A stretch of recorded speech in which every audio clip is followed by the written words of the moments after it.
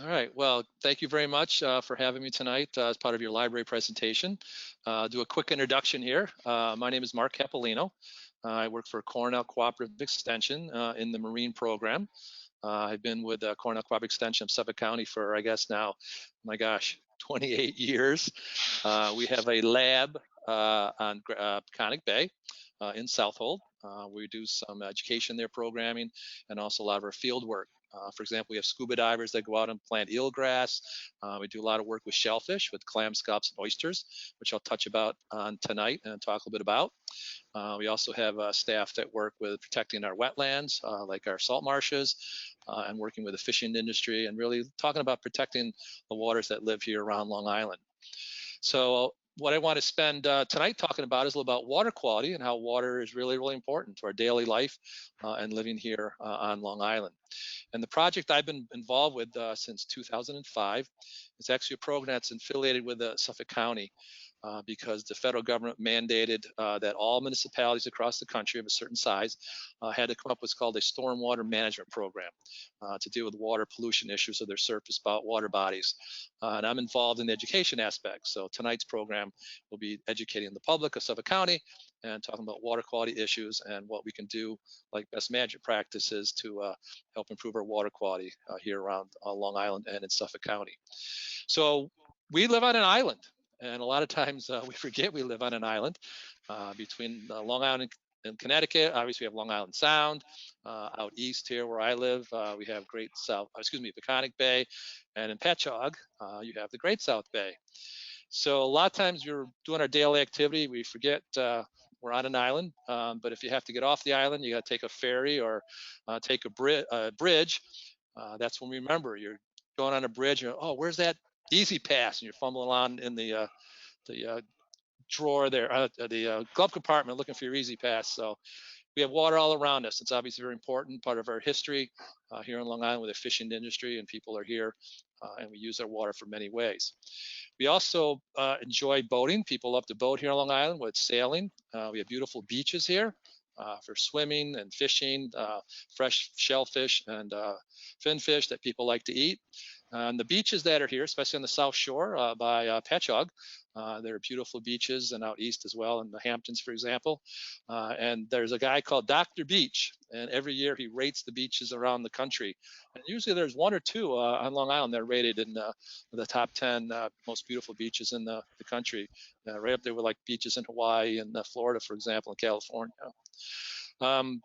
Obviously, our living here, people that like to eat fresh fish or shellfish, we have that resource here as well, and a long history of fin fishing and shellfishing. So I have a little presentation I want to show you in a few minutes. Before we do that, I want to tell you a little true story. In my time here, I've actually done programs for adults like tonight, but also I've worked with school children, and important for them to learn about water because they may stay and live here, and they'll be making decisions when they're adults about protecting the water quality here on Long Island. So a few years ago, many years ago, I was at a school. I was in a kindergarten class. I actually don't remember where it was. Maybe it was in Patchogue. I'm not sure. And when I do a presentation with them, a lot of times I'll ask them who can name some local animals or plants that live in the waters around Long Island. Now, if you know kindergartners, they get all excited. They raise their hands. They're jumping up and down. And so I'm pointing to them, and I'm getting answers like whales and dolphins and turtles, real popular animals. And then it was one kindergartner. I don't remember if it was a boy or a girl. I was so excited. I just had to pick this kindergartner. So I pointed to the kindergartner and said, okay, tell me a name of a plant or an animal that lives in the waters around Long Island. And the kindergartner said, fish sticks. So I've never seen fish sticks swimming around in the water. But anyway, so I want to talk also about water that we use in our daily life at home. For example, when you turn on the faucet at home, where does that water come from? Well, obviously, most people realize we have groundwater here in Suffolk County in the aquifer. And everyone here in Suffolk County has a well, either on their property, like I have in my property, or you have a municipality that has wells here on Long Island. So we get all our water from underground.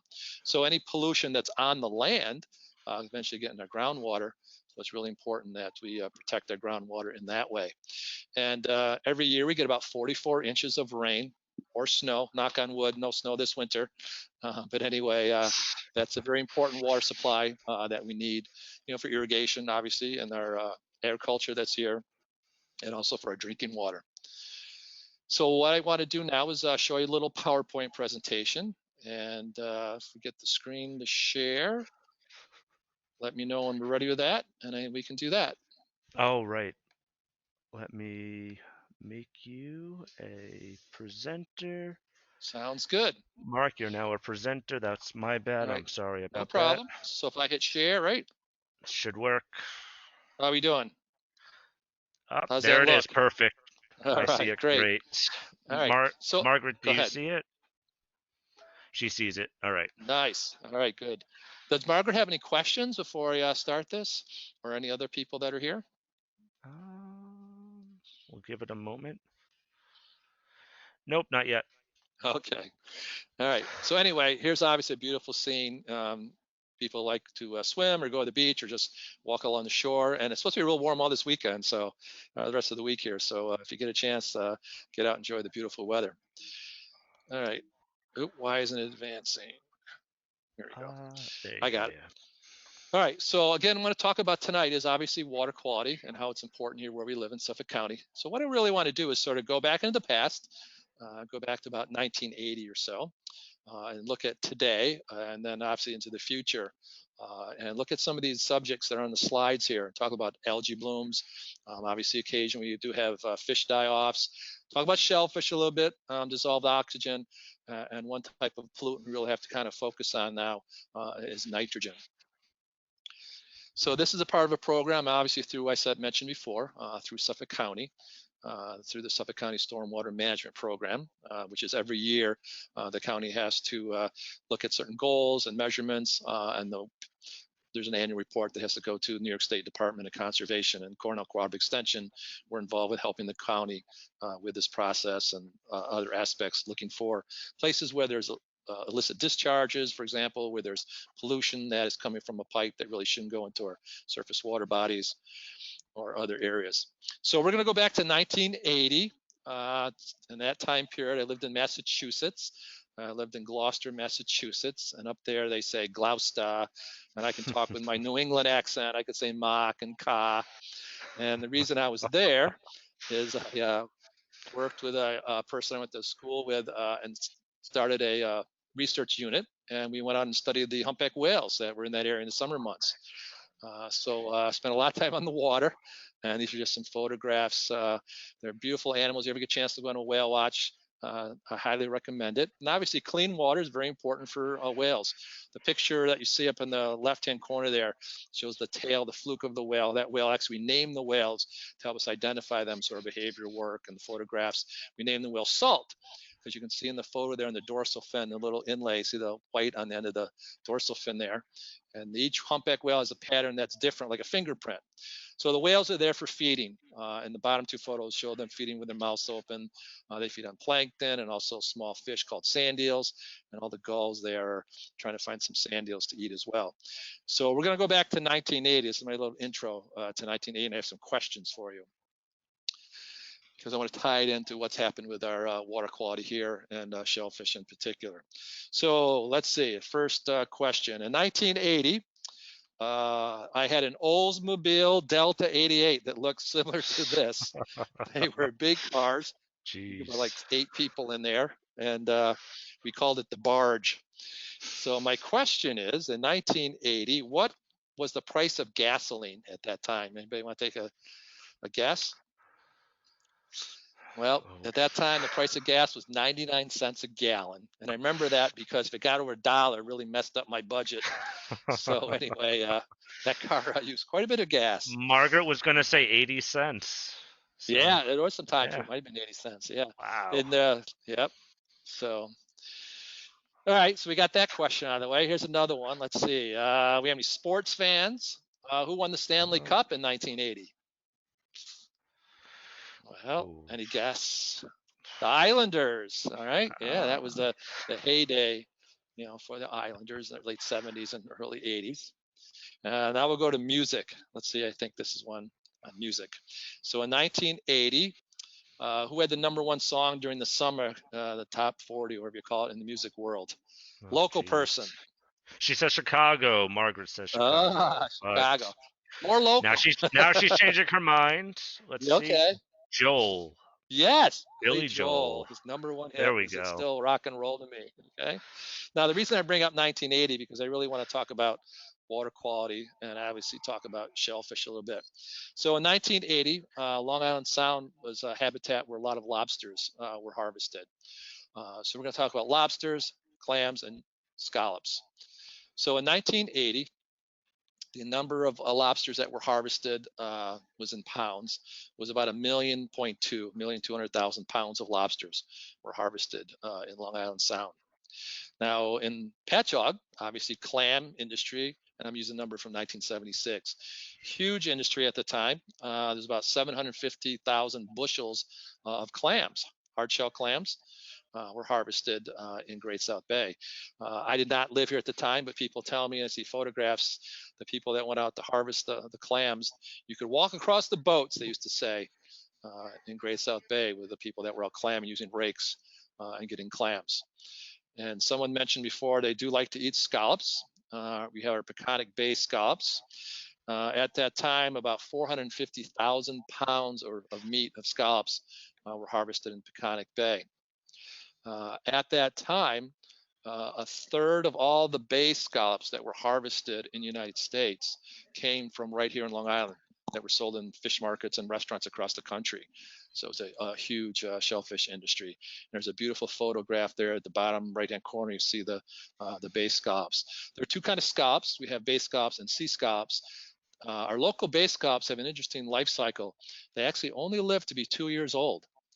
That's as long as they live, and then they're harvested in the second year of their life, and they usually die during the winter. So I say if you like to eat bay scallops, it's a guiltless fishery because they're going to die anyway, and they're harvested in the fall. And well, it used to be September, now it's November. So they're obviously you might as well have them stir fried with butter and garlic and your favorite beverage, as I said, because they're going to die anyway. You might as well eat them. Let's see, go to the next slide. Okay, so here's a slide that kind of shows you a graphic, what's happened.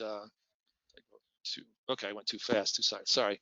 So let's go to 2016 and what's happened to the lobster industry. In 2016, there was only 179,000 pounds of lobsters were harvested. And in 2017, the value was only $1.5 million, which is 3% of what it used to be. So something really dramatic happened to the lobster population. It's really decreased dramatically. There are many, many factors. Water temperatures are a huge part of it. Other aspect, there was a parasite that affected lobsters, caused them to get a shell disease that caused them to be stressed and died. But the biggest factor probably has to do with temperature, because a lot of times when temperature gets higher, where animals or lobsters normally live, other stress factors can come out and cause them to have stress or to die. And lobsters are moving north as our water temperatures get warmer. Obviously, Maine's famous for their lobsters, and there is some predictions as the ocean waters get warmer, there will no longer be lobsters in Maine, they'll be in Canada. So you can see Great South Bay, number of bushels of clams was down to 49,000 in 2016, and Peconic Bay scallops was down to 30,000 pounds of meat. And you see the population of Suffolk County went from 1.3 to 1.5 million.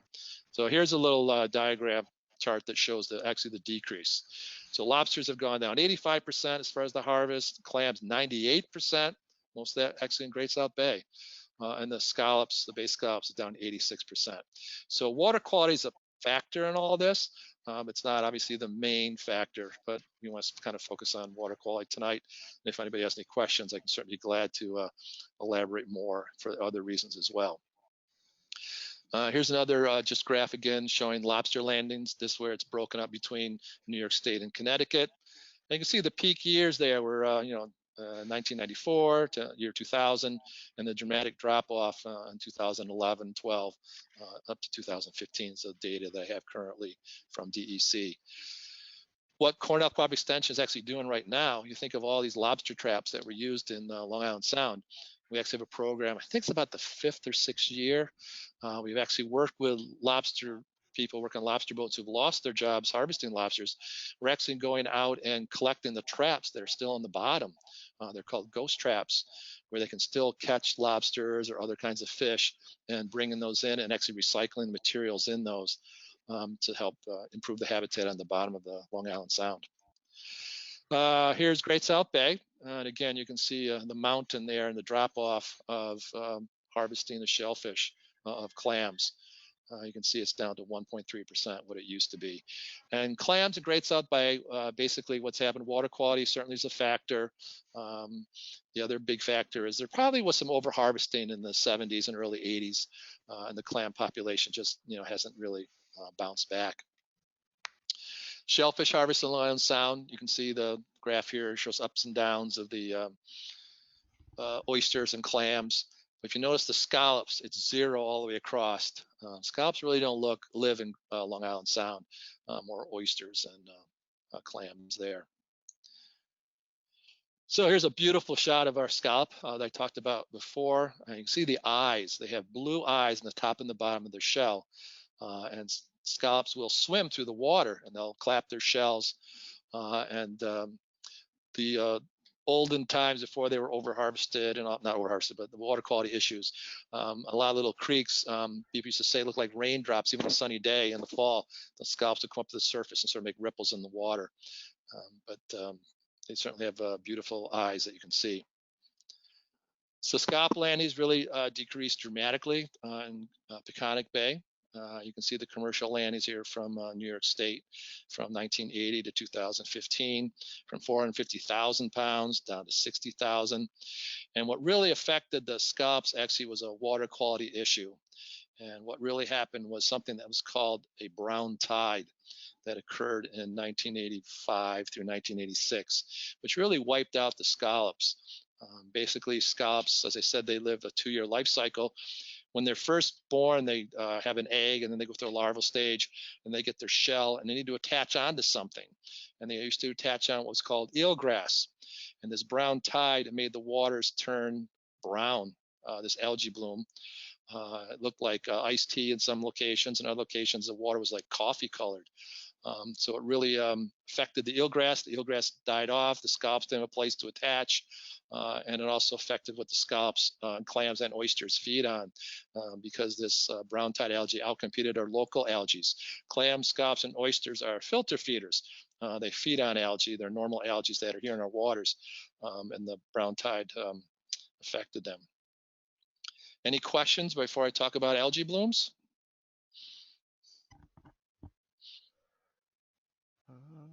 So give it a not yet. A minute. Okay. Not yet. So obviously, if anybody's been to the Caribbean and you go scuba diving or snorkeling in the area, you're in a boat and you look down, you can see all the colorful fish and down in the water, all the way down to the bottom. And you go, wow, it's so beautiful. You can see 30 feet, 100 feet. Really can't do that here in our summers because our waters do get green, and that's really a natural phenomenon. That's the basis for the food chain.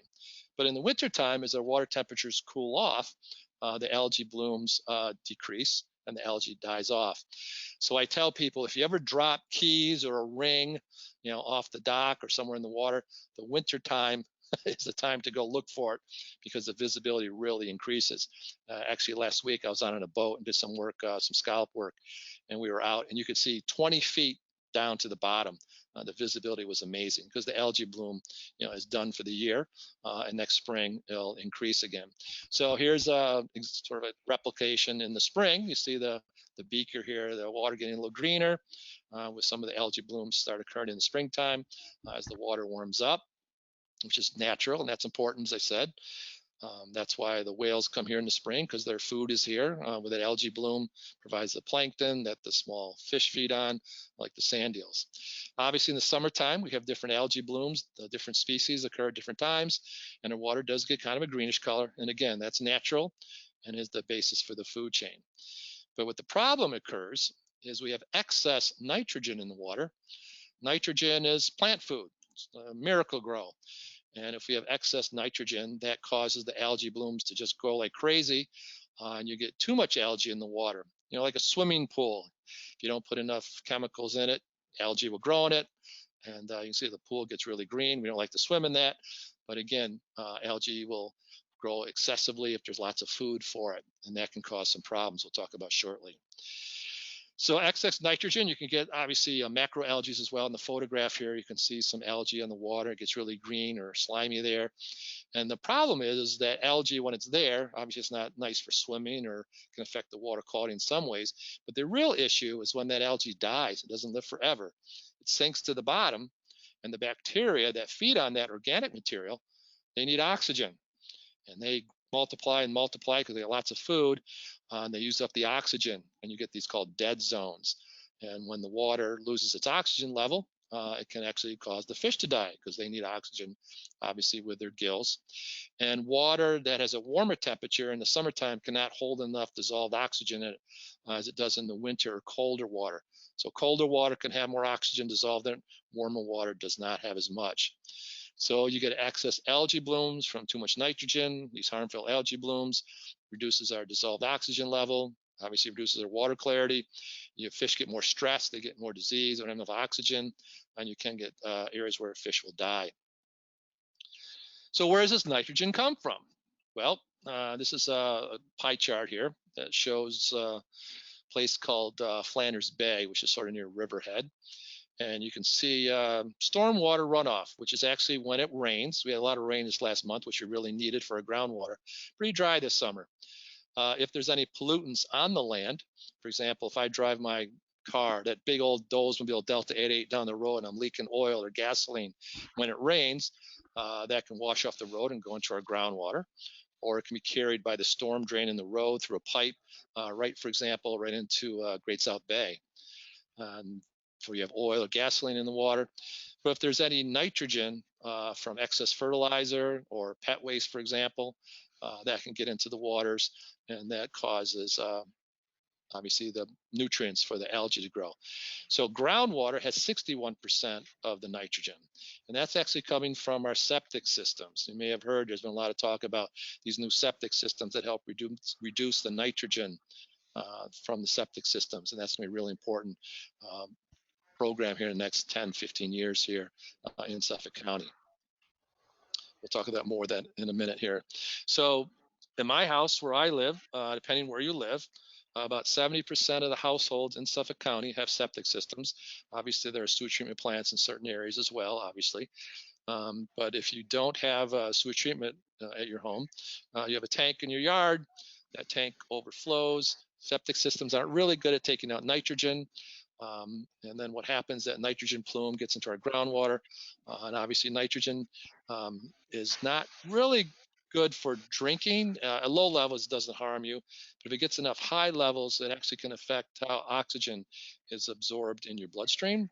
And babies can be susceptible to something that's called, they get blue lips or whatever from not enough oxygen. So it's really serious for young babies. But anyway, that nitrogen plume works through the groundwater, and it can get our surface waters and cause these algae blooms. I mentioned brown tide. Here's actually a photograph showing how the water, you can see around the island there, really looks like muddy coffee there, right? And again, these brown tide blooms really affected our shellfish, like the scallops that I mentioned before. And a lot of this is, again, is driven by scientists really know all the factors. Usually it's many factors that are combined. Iron may have been a factor in the brown tide blooms. But again, that nitrogen, that food source is there, that can happen in water temperature, and there's other factors as well. So again, in the early 70s and 80s here, this shows a little chart of Great South Bay. And these are numbers of densities of brown tide. And you can see, I think we have Patchogue Bay there. Look at that number, 870,000. These are brown tide cells per milliliter. And Nichols Bay, actually on this illustration here, you can see where the areas that had the two highest levels. So again, that brown tide affected the water quality. People, could still swim in it, didn't hurt you swimming or whatever. But again, affected the water quality and then killed off the eelgrass beds because the water was so brown. Eelgrass is an underwater flowering plant and needs to photosynthesize and have sunlight. And that was a factor, and then that affected the shellfish as well. So more recently, since the 80s, we've had another algae bloom. Well, the last 10 years or so. It's called mahogany tide.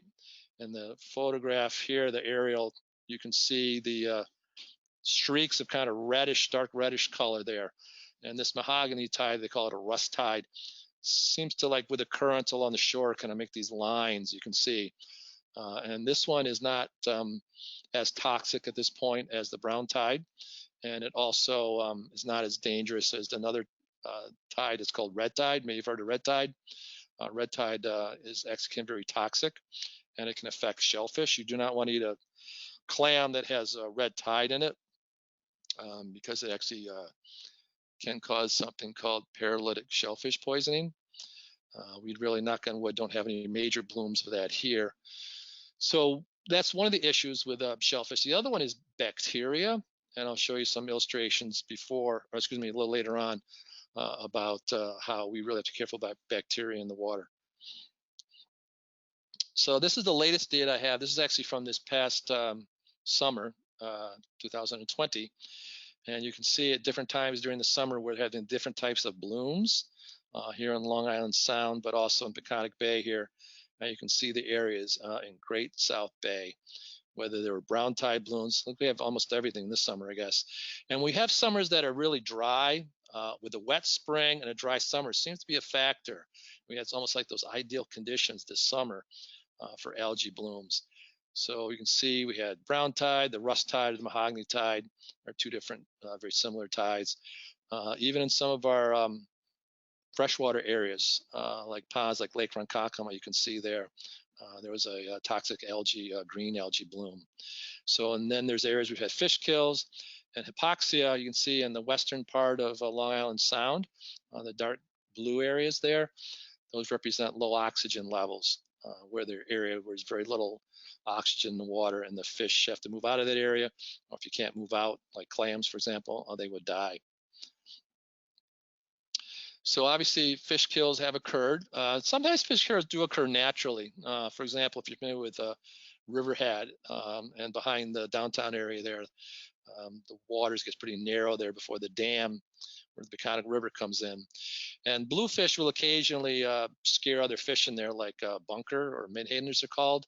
In the bottom photographs, you can see these large schools of menhaden or bunker, which is another name for them. They get in there, and then they can't get out, and they actually will use up all the oxygen level just because there's too many fish. And the water's warm, and the fish will die. But the photo on the top was actually from Shinnecock Inlet. This fish got in there, and then they got trapped, and then they died. That was actually a few years ago, 2016, I believe, yes. So how do we protect our shellfish industry? Well, some people like to eat clams and oysters and scallops, as I mentioned before. And there are areas around where we have to be careful in the summertime and year-round for harvesting these, because mostly from bacteria. This is a DEC map from Patchogue Bay, actually in the East Hampton area. And the area that's red means it's uncertified. And basically what that means that no time, 365 days of the year, should anybody ever take clams out of those water bodies where there is red, because of the possible threat for bacteria in the clam. Because when you eat a clam, you eat everything. Clams have a heart, you eat the heart. They have a stomach, you eat the algae that's in the stomach. So if there's bacteria in the stomach, especially raw clams, obviously is more serious than cooked clams, people could get sick. So that's why they make these areas uncertified, so they cannot be harvested there. The other area that's in dark blue, like Davis Creek there, that represents that you can harvest shellfish in the wintertime, because just like I mentioned before, algae in the winter, bacteria levels drop as well, because the cold water temperatures, bacteria doesn't live as well in it. And then you can harvest shellfish there. So if you ever go to New York City, there's a place called the Grand Central Oyster Bar. And when shellfish are harvested commercially, they have a bag and they have a tag on them. And on that tag, it tells what day and when those shellfish were harvested. So in theory, if you went to New York City and you ordered scallops or clams, for example, the restaurant should have that tag there. And if you ask, they should tell you where their shellfish came from. Any questions about that? Let's see.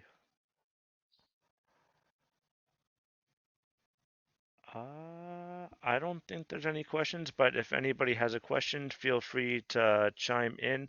Margaret says no. We do have another person here, Christine. So Christine, if you have any questions, feel free to unmute yourself, or you can write in the chat box. I'm going to monitor that throughout, and I'll pass along anything you say in the chat box to Mark. All right. Oh, great. Thank you. No problem. All right. Again, here's another area. Again, these are sort of out in the Patchogue Bay. Again, this is Sag Harbor area. And you can see, again, the uncertified area and the seasonally certified area in the winter months. So there are people that commercially, as I talked about clams in Great South Bay, people went out and made their living by harvesting clams. But if you're a resident, you actually can harvest shellfish in your town. Just go to town hall. They will give you the information. You have to have a little permit.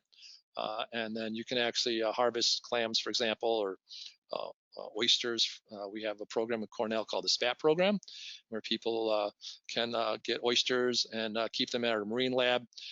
They can't sell them. You only can use them for your own use, or you can give them to friends. So a town resident can rake for clams, excuse me, and again, they can't sell them, but they can use them for their own personal use. So you certainly, if you are doing that, you really need to know what is certified and what's uncertified. The town can help you with that, but there are these maps that are in DEC, New York State Department of Conservation, that shows all the areas. Another thing to be aware of, sometimes if we get a really, really heavy rain during the summer months, like a big old thunderstorm comes through, DEC will maybe close some areas because all that heavy rain, 2 inches of rain, will wash more stormwater runoff into a bay or a harbor.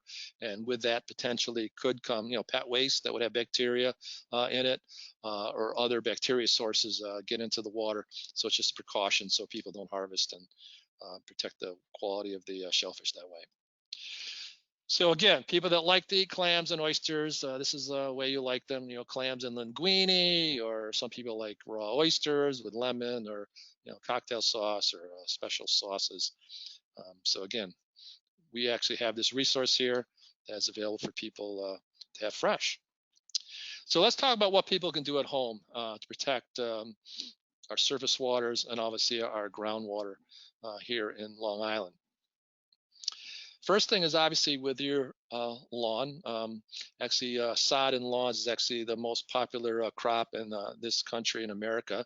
And here in Long Island, we do have lots of areas people like to, have a green lawn. So one thing I can recommend is if you have someone commercially cut your lawn, when you're paying them to do that, you can tell them what you want because you're the purchaser. So if you increase your mower height 2 inches, 2.5 inches, is actually better for the grass and your lawn, because if you look at the diagram in the left-hand corner there, as your mowing height increases, the depth of the roots increase. So if you have deeper, healthier roots, when we have dry spells like this summer, those roots can get more moisture and the grass will stay greener a little longer. This summer was so dry, my lawn turned totally brown. But grass is natural for it to do that. And if it does get brown, it's not going to die in most cases. It will get brown, but then green up again, when we have our rain again, as it did in my lawn this fall.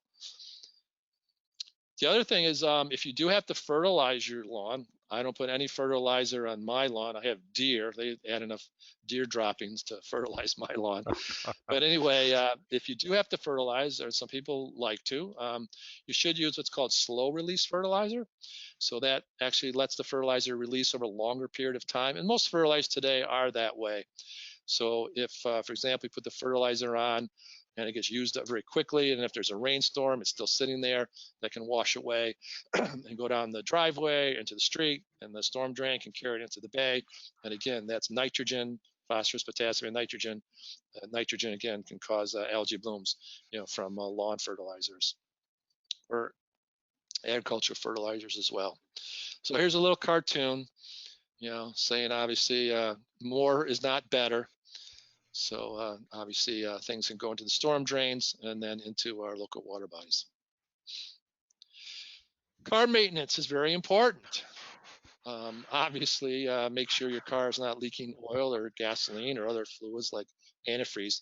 But if you do have to work on your truck, you never want to do this. I don't know what this person was thinking, but you can, I don't know, welding or something, you know.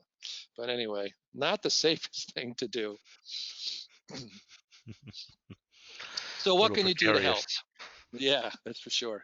I mentioned there are septic system upgrades, and actually, Suffolk County 2 or 3 weeks ago just passed a new law that any new homes that are built starting, I think, this summer in July, have to have, if they're in an area where there's a septic systems, they have to have these new septic systems that are nitrogen reduction. In a regular septic system, the bacteria that's there that breaks down the organic material is called it's anaerobic, in that there's no oxygen.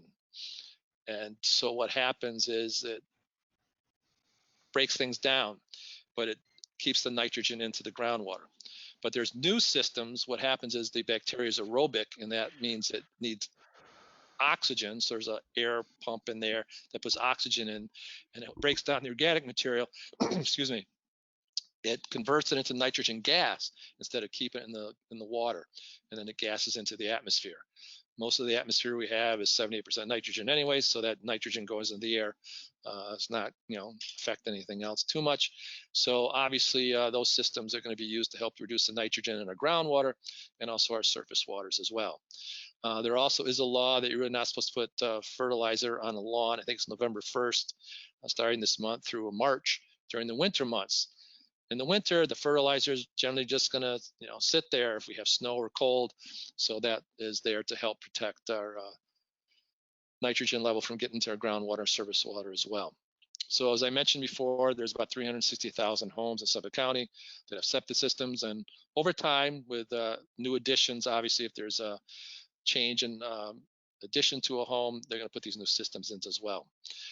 Pet waste obviously is an issue. That's why we have laws for people to clean up after their pet and be responsible pet owners. And I mentioned the fertilizer runoff. You can see down below the law about not fertilizing from November to April 1st.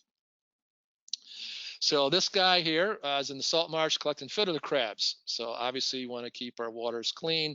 So if he can keep catching fiddler crabs, and when he grows up, we'll have clean water here in the future for our children and grandchildren. So thank you very much. Anybody have any final questions? Margaret might have a question. Okay, great. Let's see.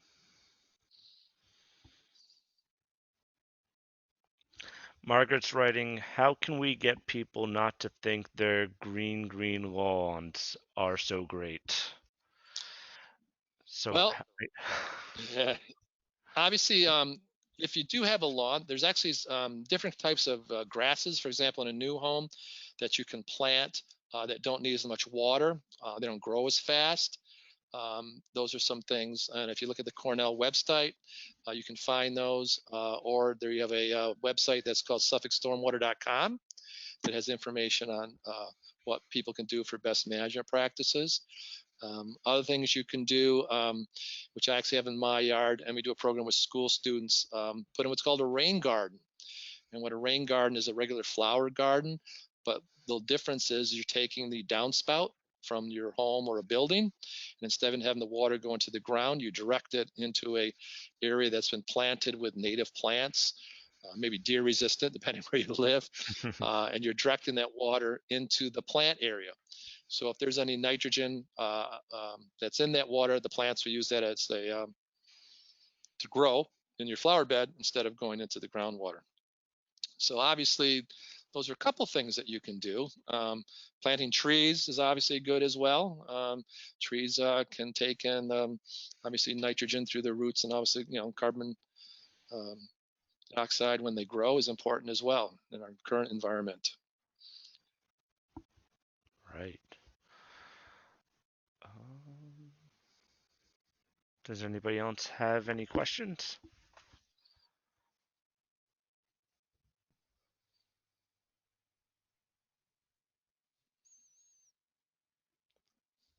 Margaret's suggesting we need some TV commercials like your brain on green grass or something like that. to All right. I don't know if you want to shame people, but Yeah. If you just go always to want to this, educate them. right, if you go to the Suffolk County Stormwater website, suffolkstormwater.com, we do put out PSAs every year. We put some on some of the local radio stations. We did one on fertilizer use. We have done some on pet waste.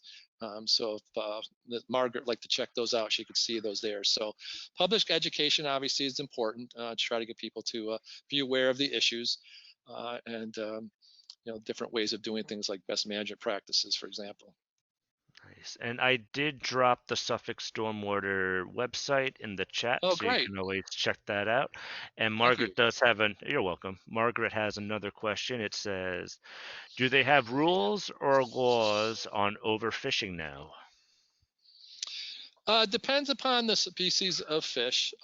Yes, for example, if you're a recreational fisherman, there's a catch limit, for example, a number of fish you can take a day or on a fishing trip. Um, there's also what's called slot limits. I think they have a slot limit now for striped bass, where you Hmm. only can catch a fish between 25 inches. This might be the right number off the top of my head, but like say, for example, 25 to 30 inches. So you're protecting the younger fish and then the older ones, because obviously older fish that are bigger, female can actually produce more eggs. So you certainly want to keep those so that they can, reproduce, obviously. Commercial fishing boats, there are pretty strict quotas on them to try to protect the fisheries. But basically, what's happened, I mean, Margaret mentioned living in the Boston area. Codfish and haddock were huge fishing industries in Gloucester and Cape Cod. And basically, what's happened, they were just overfished for many, many, many years, and in Canada as well. And the fish just haven't recovered enough to help get to the levels that obviously that they were. So it takes a long time, once the population gets really low, to build itself back up again. Right. Okay. Are there any other questions for Mark?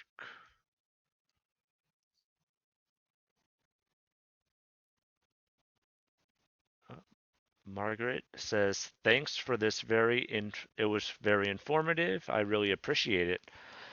And I want to add on, Mark, this was such an informative lecture. It was also very entertaining. So I think you found a fun way to make stormwater approachable and pollution approachable. So I know I enjoyed the presentation, and I want to thank you for sharing this information with us tonight. Well, thank you for inviting me, and it was a pleasure to spend some time with you. All right. Awesome. And for those of you, if I know Christine, if you came in the middle, we did record the presentation, so we're going to get it on our YouTube channel within the next, I want to say as soon as possible, but within the next couple weeks. And again, Mark, thank you again so much. Yes, And thank you. Jay, you have a nice radio voice. thank you. All right. Without, Mark, do you have any parting words? Any other websites you want to share with us where people can find more information? Obviously, there's lots of information. Obviously, use your Google machine if you find information. Some local sources, obviously, New York State Department of Conservation has information on, obviously protecting water quality. Here locally, I mentioned Suffolk County. There are other organizations around. If you just Google stormwater, you get, many, many sites. If anyone's interested in rain gardens, you Google rain gardens. There's lots of rain gardens that gives actually like blueprints, like plans. If you're interested in like, Oh, wow. planning a local rain garden. Here in the Marine program, we say we don't have a green thumb, we have a blue thumb. But there's, again, lots of information out there. Yeah, I never heard of rain before, so I know I'm gonna Google that Oh, later. you mean a rain garden? Yeah, Okay. that sounds pretty cool. Yeah. All right. So if anybody has any questions, ask them now or feel free to get in touch with us. Yeah, again, thank you everybody for spending time.